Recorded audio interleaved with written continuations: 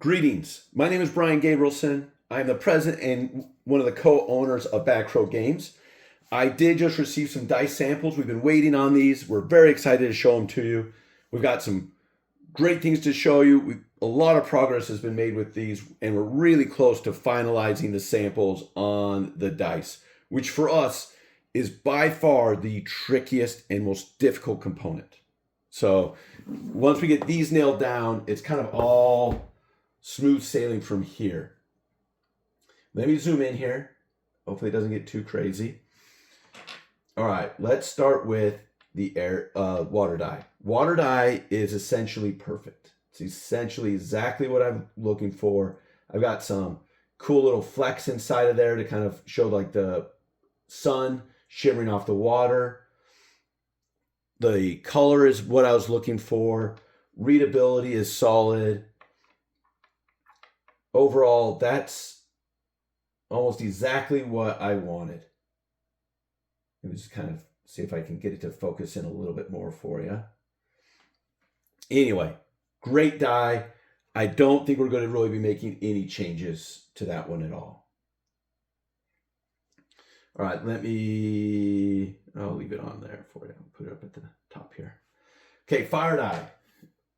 Okay, fire die is also the best fire die we've gotten to date. It is almost perfect.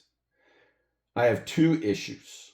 One is I kind of want to see black sort of throughout a little bit more. It's all just here kind of at the bottom in one sort of level. Show a couple of them here for you.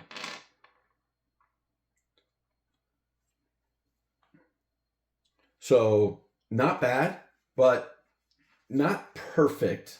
And again, we'll never get perfect, right? We're never going to get this crazy vision of this fire die that's in my head. I've gone around to every single dice booth at multiple of the largest conventions in the world, UK Games Expo, Gen Con, and Essen, and I've not found the fire die that I'm looking for. So far, though, E-Star's basically nailed it. I mean, it's great. It just needs a little bit more of that sort of darker black kind of spread throughout a little bit. It's really, really close. They've done a fantastic job. So there's fire die. Oh, the other concern I've got is readability a little bit. So like, take a look at that. That's a little bit tricky. Oh man, did I bump the stand again? So let me try to get it completely head on with you. So you can see it from there, right? We've got two earth up there, but it's a little tricky. So on that one, the solution, right? The problem is the copper of the color for our symbols is sort of blending in with the golds of the fire, right? The yellow and the golds that are inside for the fire. So we wanted to keep the color consistent across all of the dice for the fonts. And this may just not work out as well. We may have to change it for this die in order to make it really work. So that's something that may require a second sample. So we redo it or a third, I guess, in this case. So we add the little blacks to it, and that's maybe not enough. And if that case is, we might have to change the color. Again, that would be a very easy, quick change. We wouldn't even really need a sample back. We would just be like, okay, make it black or make it dark. So anyway, there's our fire die.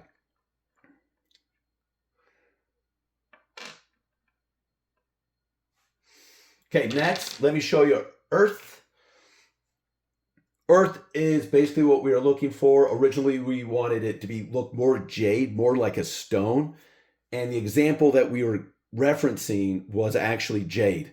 And so none of our manufacturers could really match that because we were getting plastic and not jade. They'd gladly sell us a jade version, but we can't, that's a pricey upgrade to go from plastic to actual jade.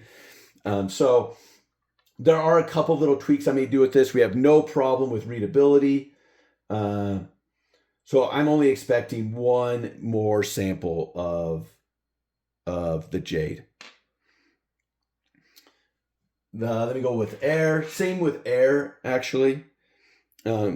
Air readability is great on it. No issues at all with that, which we've had in the past with some of our air. The problem with this one is it's too cloudy. It almost just looks like a white dye. Now, some of them are a little bit better than others. Let me find one that's a little bit more just like wisp of cloud. I also find the white in there a little bit too cream colored or a little bit too off-white. So a couple of minor changes with this one. I believe that we can get it all fixed within the next sample. I don't think that will be a hard fix. So there's our air. So there's our 4 core elements. Let me go to our standard and leadership die. So here's our leadership die, or our standard die. It's pretty solid. Readability on it is fine. You do sort of get, because it's so transparent, you do get a little bit of, like in this case, the earth that's underneath. So I may tinker with this one a little bit in order to kind of prevent that a little bit. But in general, this one is probably relatively close to what we'll get. And again, I only foresee one more sample needed for this one.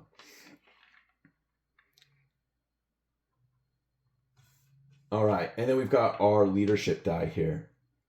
Oh, in fact, there's my problem spot right there.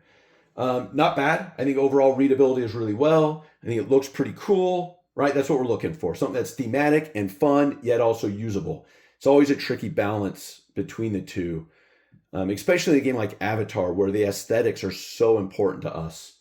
It can be a tricky trade-off between making something as beautiful as we can and also making it readable and legible from across, from specific distances.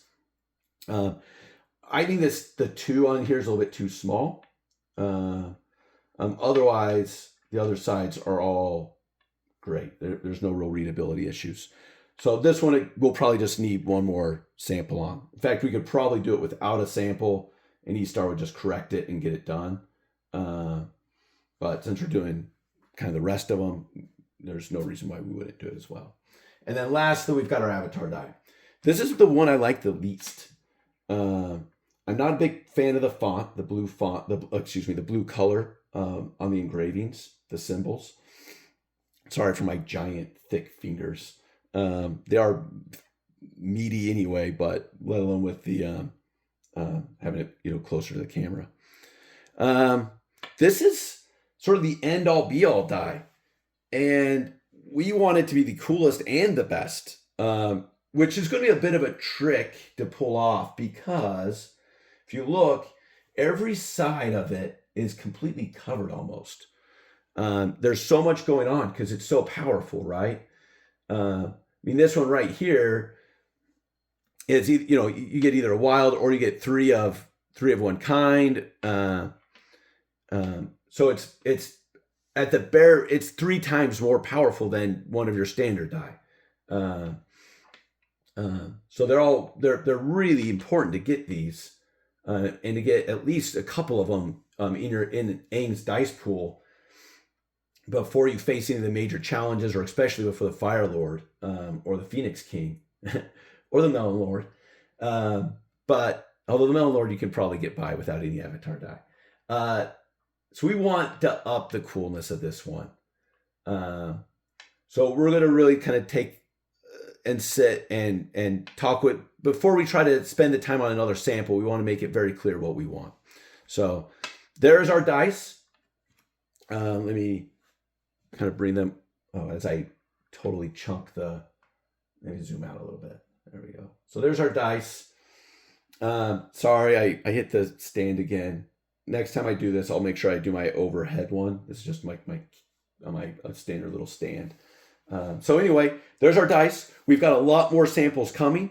As I get them, I will share videos like this, hopefully a little bit better with the production quality, so it's not as crazy for you. There we go. Let me just kind of move that. But anyway, we'll keep sharing them as it comes through. I will have an updated timeline shortly. We're working with eStar on that as well. Reminder, stop by our booth at 2858. It's in the Entrepreneur Avenue. We also have the demos or the learn to plays. If you want, I know they're all full. You can stop by and at least take a look, especially in between sessions. But yeah, I'm not sure between now and release if we'll have any more demos or any conventions that we'll be going to with those samples. So this may be kind of it. So you get Gen Con to get your hands on it, and then after that, you'll just have to wait for it to be delivered. It's a terrific game. I'm not worried about the reception on this game really at all, especially with how well these dice are starting to come together. Thank you so much for everyone's patience and support. And sometimes you may only get an update that month, but in general, I'm expecting 2 or 3 updates per month until it gets in your hands. So there should be a lot of content as we go forward. Thanks again, and have a fantastic rest of your day.